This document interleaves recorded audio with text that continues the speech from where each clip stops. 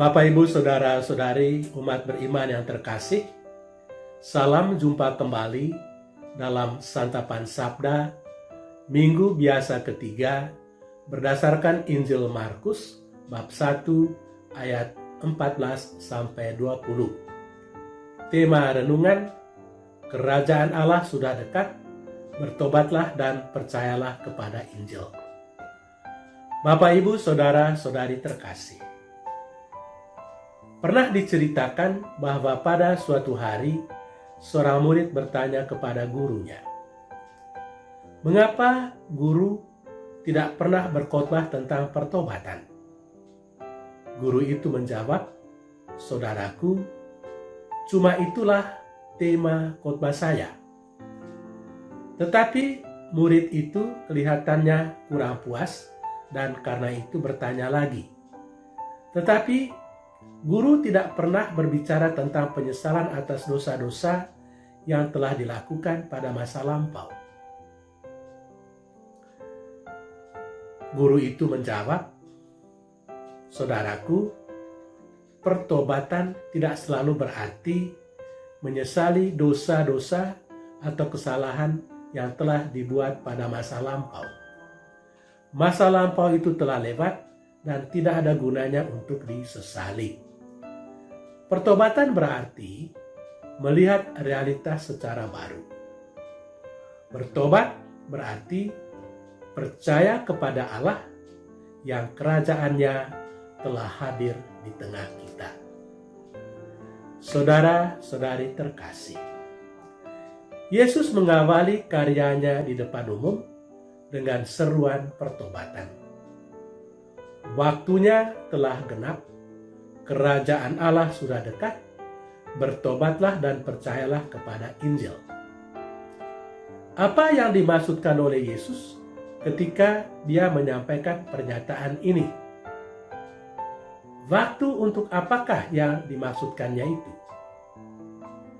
Waktu yang dimaksudkan oleh Yesus itu adalah waktu di mana Allah menyatakan diri dan memulai karya penyelamatannya di antara umat manusia. Di dalam dan melalui Yesus, kerajaan Allah itu hadir sebagaimana nyata di dalam karya-karya Yesus. Dia menghadirkan kerajaan Allah itu dengan berkeliling sambil mengajar dan berbuat baik. Dia memelekkan mata orang-orang buta, membuat jalan orang yang timpang, menyembuhkan orang yang sakit, menghidupkan orang-orang mati, membangkitkan harapan orang-orang yang putus asa, dan berpihak kepada orang-orang miskin, dan lain-lain sebagaimana kita baca di dalam Injil. Semua itu merupakan tanda-tanda bahwa kerajaan Allah sudah hadir di tengah kita.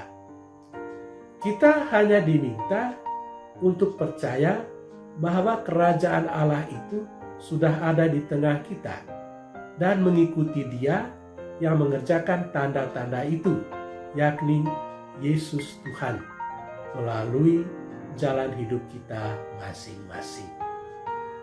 Saudara-saudari terkasih, Injil yang sederhana ini mengungkapkan inti kehidupan kita sebagai orang-orang Kristen.